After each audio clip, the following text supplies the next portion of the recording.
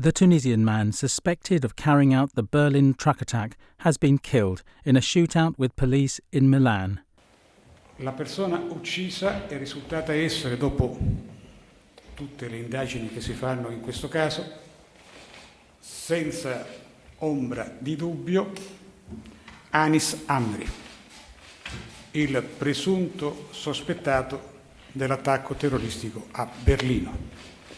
Anis Amri was asked for identification during a routine police check at 3 a.m. on Friday morning when he began to shoot. Police returned fire, killing him. One police officer received non-life-threatening injuries, according to tweets from the police. Amri is the prime suspect in the Berlin attack.